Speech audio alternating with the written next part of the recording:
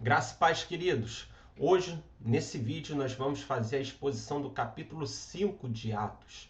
Atos, capítulo 5, verso 1 vai falar ali de Ananias e Safira.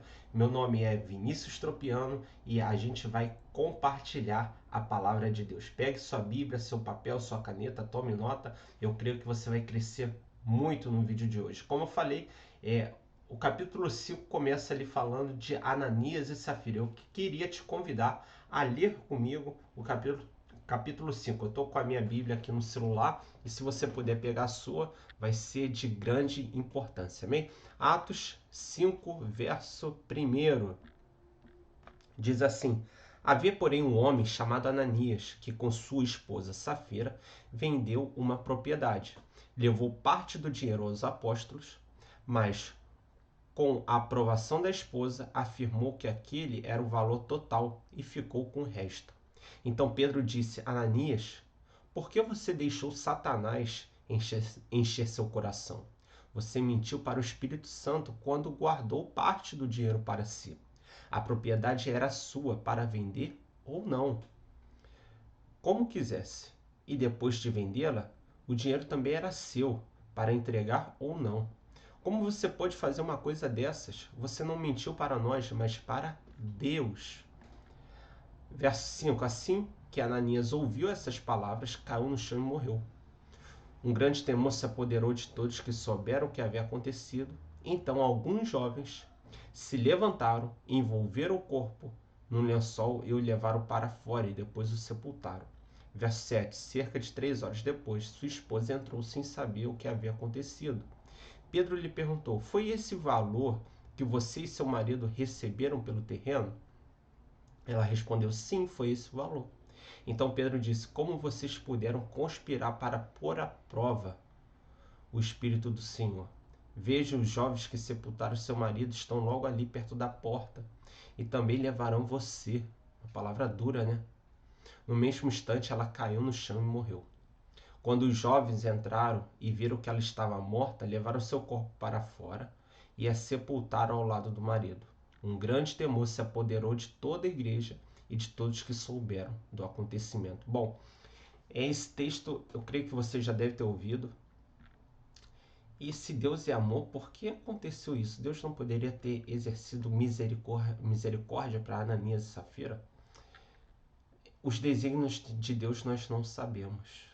Nós experimentamos em parte os poderes do mundo vindouro.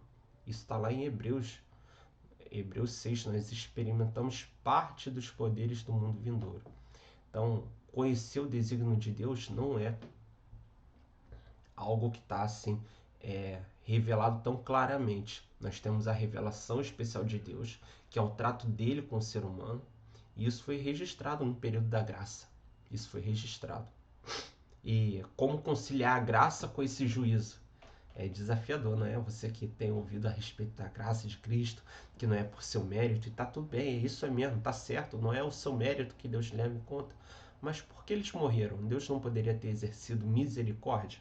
Poderia, mas o agir de Deus, diz lá em Provérbio, que é como o vento. A gente não sabe de onde vai para onde vem. Mas eu vou tentar trazer um pouco de luz a essa palavra para você. Bom, esse incidente nos mostra que a igreja primitiva não está livre de problemas como esse. O escritor de Atos, Lucas, ele não procura atenuar a situação do acontecimento e não descrever o que houve. Não, pelo contrário, ele descreve. E é assim, para quem entende a graça do seu Jesus, que ele foi para a cruz no nosso lugar, e como alguém está pagando pela própria vida com o pecado que cometeu, parece meio incoerente, não é verdade? A palavra safira quer dizer linda no grego. Tal como Barnabé que vendia essas coisas e vendeu o seu terreno e deu, Ananias e Safira também vendeu o seu terreno e deu, só que reteve parte do valor. Ananias, com conhecimento da sua mulher, planejou levar parte daquele valor, dizendo que aquele valor era o todo arrecadado, coisa que não é verdade, né? Não somos informados como Pedro soube da fraude. Creio eu, e o comentarista bíblico The White Mood, ele também vai afirmar que é o que tudo indica ser uma revelação divina ali para Pedro, que eles fraudaram aquele valor. Pedro acusou Ananias não por enganá-lo, mas por tentar enganar a Deus, o Espírito Santo. E o Espírito Santo é obviamente uma pessoa. E o versículo 4 fica muito bem evidenciado isso, que ele é uma pessoa da Trindade. Porque não concebestes estas coisas em teu coração. Tu não mentistes aos homens, mas a Deus. Então, note que é um pecado contra o próprio Espírito Santo, né? Verso 5 diz assim: E Ananias, ouvindo essas palavras, caiu e morreu. E um grande temor veio sobre todos os que ouviram essas palavras. Bom, então a gente vê que esse ato de Ananias, de tentar enganar a pessoa do Espírito Santo, de tentar enganar a Deus, é que fez ele morrer. Que fez ele sofrer essa consequência de morte. Encarando a enormidade do seu pecado, Ananias sentiu-se completamente vencido e imediatamente caiu ao chão e morreu. Não somos informados da causa do seu mal. Certamente Pedro não invocou a sua morte. Quer Ananias tenha ou não morrido devido ao seu choque emocional, sua morte foi um juízo de Deus sobre uma congregação, uma consagração hipócrita. Isso aqui é o que The White Mood fala. Encarando a enormidade do seu pecado, Ananias sentiu-se completamente vencido e imediatamente caiu ao chão e morreu. Não somos informados da causa do seu mal. Certamente Pedro não invocou sua morte. Quer Ananias tenha ou não expirado, devido a um choque emocional. Sua morte foi um juízo de Deus sobre sua consagração hipócrita. A consagração dá para a gente ver que não era algo obrigatório. E se ele vendesse, não necessariamente ele tinha que dar aquele valor para a igreja, mas porque ele decidiu consagrar aquilo a Deus. E ele assim não o fez. Ele sofreu a morte, o juízo ali. E depois fala assim no verso 7, houve um intervalo de 3 horas e entrou sua esposa como que não sabia o que tinha acontecido. Safira devia estar longe da região ali, da igreja. Logo, caso contrário, a morte de seu marido teria chegado aos seus ouvidos. E Pedro lhe disse, dize-me, vendeste portanto aquela terra? E ela disse, vendi portanto. Ou seja, ela mentiu de novo para Pedro, consequentemente para o Espírito Santo, porque ela não havia consagrado aquilo ali, né? Aquele valor que ela apresentou, ela consagrou o valor todo. E ela diz que aquele valor arrecadado é o valor todo, ela mente. E o que acontece com seu marido Ananias também acontece com Safira. Eu não vejo crise alguma, porque o agir, ele é de Deus. Ananias falou que ia vender, vamos botar aí, por 10 mil reais aquele terreno e entrega 5 e fica com 5. Ele tenta enganar o Espírito Santo. E a sua esposa concorda, também tenta enganar o Espírito Santo quando fala para Pedro, não, só 5 mil, estou dando exemplo, só 5 mil. Foi isso mesmo. E morre também. Então eu não vejo crise em conciliar esse juízo com a época da graça. Porque até no juízo a gente vê Deus agindo. Até no juízo a gente vê Deus agindo. Um Deus misericordioso, amoroso, porque isso está registrado nas Escrituras para mostrar à igreja primitiva e para nós, a igreja de hoje, que nós devemos sim levar a sério a palavra de Deus. Nós devemos sim levar a sério as coisas que fazemos para Deus, que consagramos ao Senhor. Tal qual Ananias e Safira sofreram o juízo, e esse juízo registrado é graça para nós, para que venhamos ter alimentado em nosso coração o temor pelas coisas de Deus, pelas coisas do Senhor, e não fazer algo tentando esconder de Deus, tentando agir com malícia para com Deus, como se Deus não soubesse de tudo. E Pedro ali, supostamente, eu acredito, recebendo a revelação divina do Espírito Santo, viu que eles esconderam parte do valor, era melhor que nem tivesse feito. Então, sim, um Deus que se revela na graça, não há incompatibilidade dele quando ele exerce juízo, porque quando ele suporta os nossos pecados, ele vai operando na sua longanimidade, para que nós venhamos para que ele venha quebrar essa resistência do nosso coração. Mas quando nós agimos de maneira premeditada, de forma a enganar a Deus, sabe?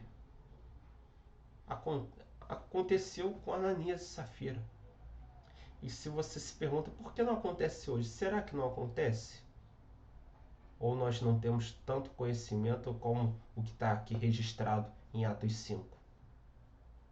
A palavra de Deus, ela é viva, ela é eficaz. Ainda que os montes passem, a sua palavra permanece para sempre. Então, sim, eu acredito fielmente que aquele que tenta enganar a Deus, ao Espírito Santo, como Ananias e Safira, não é você que erra, que não quer errar, mas acaba errando. Não, não é isso. Mas era um coração perverso, pervertido pela maldade, pela corrupção, que tentou trazer isso, esse engano, para dentro da igreja, enganar a Deus, sabe? E eles sofreram juízo. Mas isso está registrado para a nossa graça. Isso está registrado para que nós venhamos a crescer em graça, para que o temor venha a ser gerado em nosso coração e nós possamos andar na plenitude de uma vida de santidade, de uma vida equilibrada, de uma vida de fé. Não agir com malícia perante Deus. E eles tentaram fazer isso, por isso que sofreram o juízo. Então, essa parte do 1 ao 11 não é para botar um terror em você que pecou, mas tem um coração sincero, quer se voltar para o Senhor, quer consertar. Não. Isso aqui é para colocar temor naquela pessoa que está tentando enganar até Deus, como foi o caso de Ananias e Safira, que consagraram o valor do terreno ao Senhor, mas reteram parte desse valor. Verso 12. Os apóstolos realizavam muitos sinais e maravilhas entre o povo. Todos se reuniam regularmente no templo, na parte conhecida como Pórtico de Salomão. Quando se reuniam ali, ninguém mais tinha coragem de juntar-se a eles, embora o povo estivesse em alta consideração. Cada vez mais pessoas, multidões de homens e mulheres criam no Senhor. Como resultado, o povo levava os doentes às ruas em camas e macas, para que a sombra de Pedro cobrisse alguns deles enquanto ele passava. Muita gente vinha das cidades ao redor de Jerusalém trazendo doentes e atormentados por espíritos impuros, e todos eram curados. Isso aqui é o cotidiano da igreja primitiva. Eles realizavam muitos sinais e maravilhas no meio do povo, se reuniam regularmente, é uma prática, o ato de congregar, no Pórtico de Salomão, no templo. Quando se reuniam ali, ninguém mais tinha coragem de juntar-se a eles, embora o povo estivesse em alta consideração. Verso 13. Deixa eu só consultar o comentário de The White Mood a respeito desse verso 13.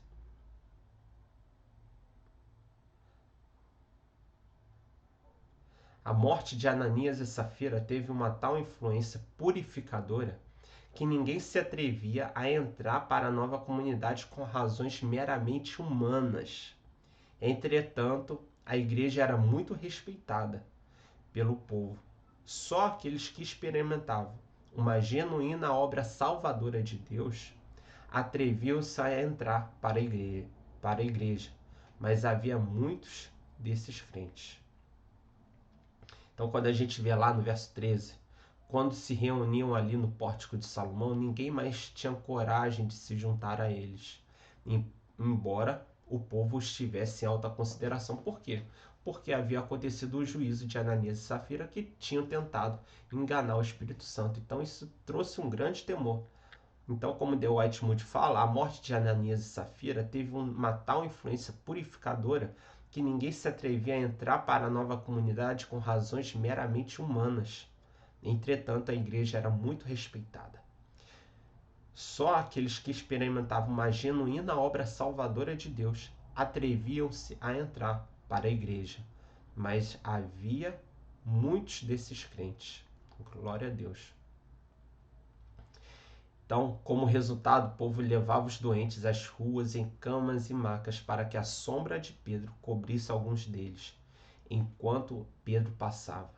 Muita gente vinha das cidades ao redor de Jerusalém trazendo doentes, atormentados por espíritos impuros, e todos eram curados. A igreja primitiva, ela operava sinais e maravilhas, mostrando não que o sinal e a maravilha fosse um fim em si mesmo, mas mostrava, referendava a autoridade dos apóstolos, a autoridade daquela igreja nos seus primórdios. E aqueles dons não cessaram.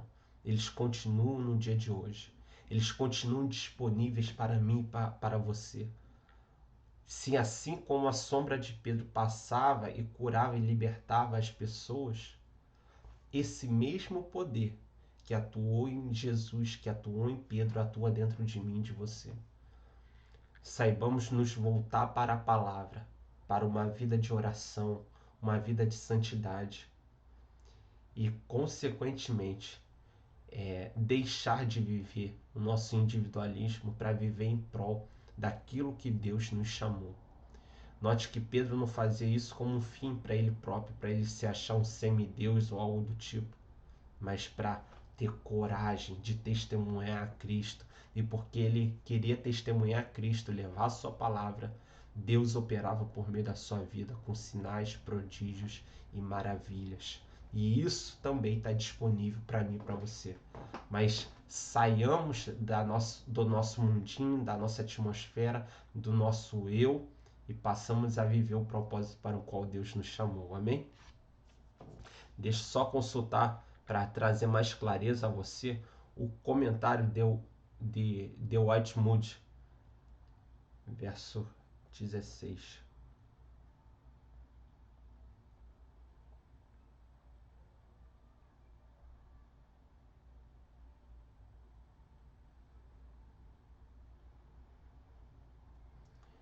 Verso 17.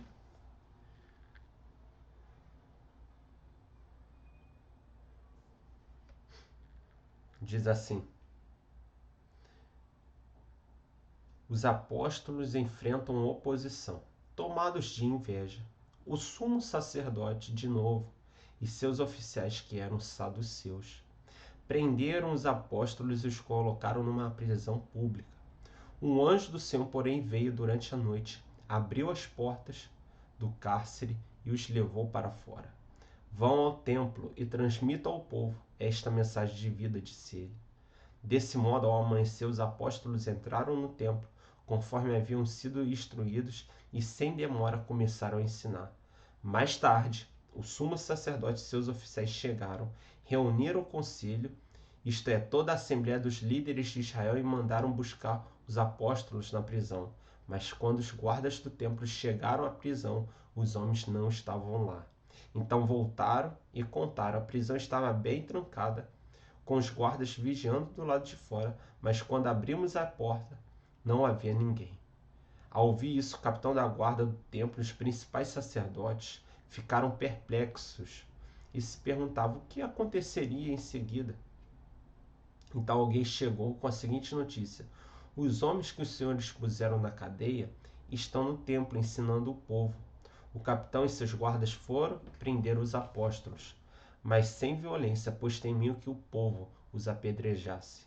Em seguida, levaram os apóstolos e os apresentaram ao conselho dos líderes, onde o sumo sacerdote os confrontou.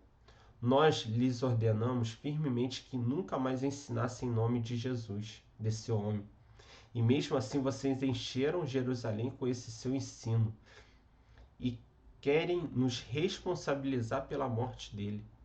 Pedro e os apóstolos responderam: devemos obedecer a Deus antes de qualquer autoridade humana.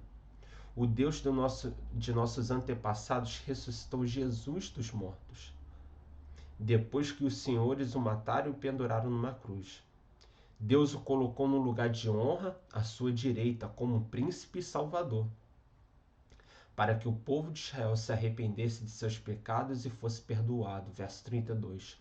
Somos testemunhas dessas coisas, e assim é também o Espírito Santo que Deus dá àqueles que lhes obedecem. Quando ouviram isso, os membros do conselho se enfureceram e decidiram matá-los. Um deles, porém, um fariseu chamado Gamaliel, especialista na lei e respeitado por todo o povo, levantou-se e ordenou que eles fossem retirados da sala do conselho por um momento. Em seguida, disse aos demais israelitas: cuidado com o que planejam fazer esses homens. Há algum tempo atrás surgiu um certo Teudas que afirmava ser alguém importante. Umas 400 pessoas se juntaram a ele, mas foi morto, e seus seguidores se dispersaram e o movimento deu em nada. Depois dele, na época do censo, apareceu Judas da Galileia, que fez muitos seguidores. Ele também foi morto e seu grupo se dispersou. Portanto, meu conselho, Gamaliel falando, é que deixe esses homens em paz e os soltem. Se o que planejam e fazem é meramente humano, logo serão frustrados. Mas se é de Deus, vocês não serão capazes de impedi-los. Pode até acontecer de vocês acabarem lutando contra Deus. Os demais membros aceitaram o conselho de Gamaliel, chamaram os apóstolos e mandaram açoitá-los. Depois ordenaram que nunca mais falassem em nome de Jesus e por fim os soltaram. Quando os apóstolos saíram da reunião do conselho, estavam alegres.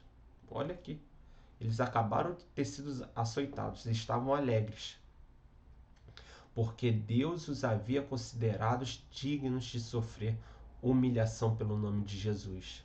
E todos os dias, no templo, de casa em casa, continuavam a ensinar e a anunciar a Jesus Cristo.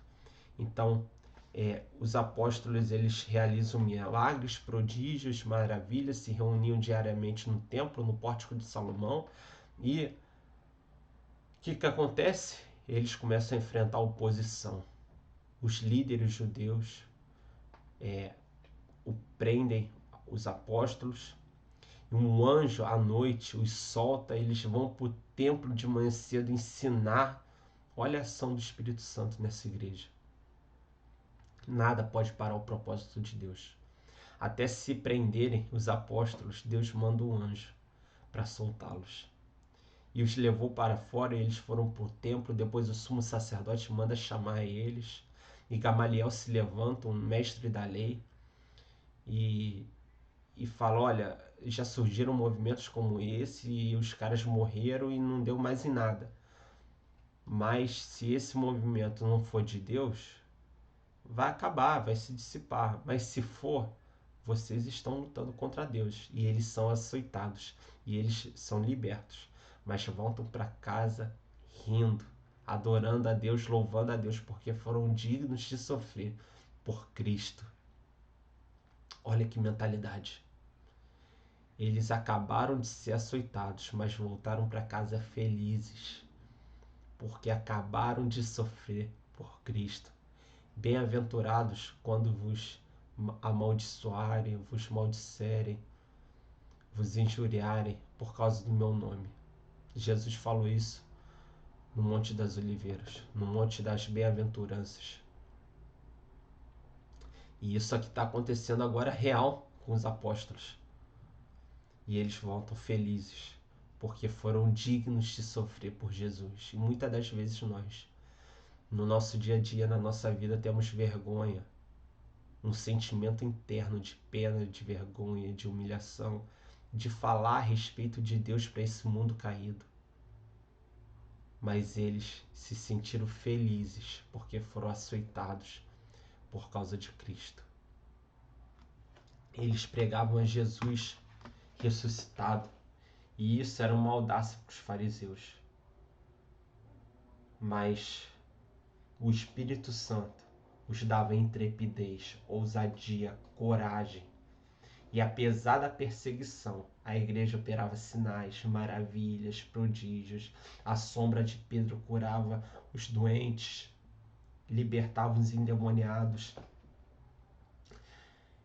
Eles são perseguidos, mas nada pode parar a igreja do Senhor.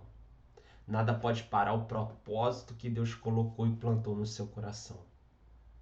Ainda que venha o dia mau, ainda que venha o deserto, o vale, a seca, Deus está comigo, Deus está com você.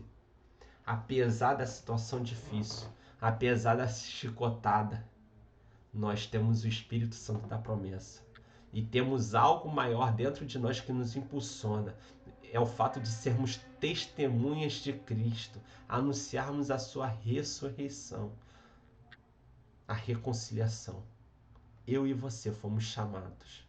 Se lá no começo de Atos 5, nós temos a morte de Ananias e Safira por tentar enganar o Espírito Santo, a partir do verso 12, nós temos a manifestação da igreja.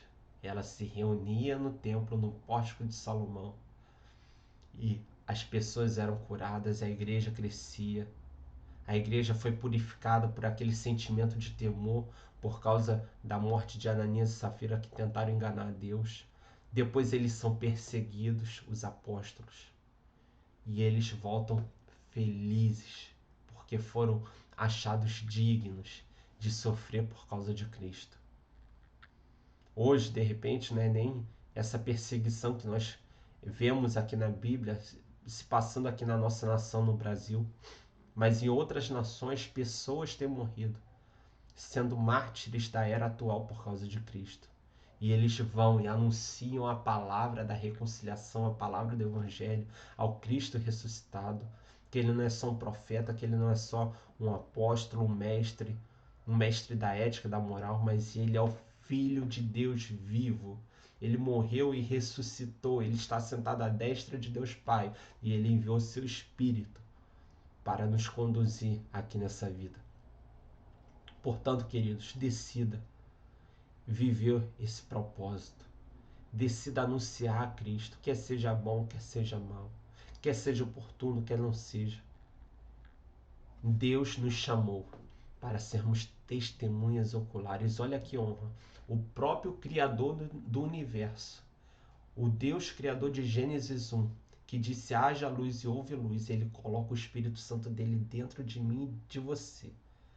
Ele não nos livra do dia mau. Pode até nos livrar, mas o que a gente vê aqui é que eles estavam cumprindo o propósito de Deus e mesmo assim foram chicoteados. Mas foi para que eu e você pudéssemos ver que existe uma recompensa eterna muito maior do que as dores e os sofrimentos dessa vida. Então, sabe aquela perseguição, aquele problema que você passa no seu trabalho? Existe uma glória eterna. Existe uma graça do Senhor que vai te capacitar a ser luz, a ser sal da terra, luz nesse mundo. Portanto, decida a viver esse propósito, ainda que venha um dia mau e você esteja vivendo o propósito do Senhor. Aquele que Deus deu a visão, ele, o próprio Deus, vai bancar essa visão. Amém, queridos? Então essa é a mensagem do capítulo 5. Não tente enganar o Espírito Santo. Permaneça no seu propósito, que Deus vai lhe usar. E apesar do dia mau, da chicotada, você está fazendo para Cristo, o autor e consumador da fé. Amém? Graça e paz, queridos.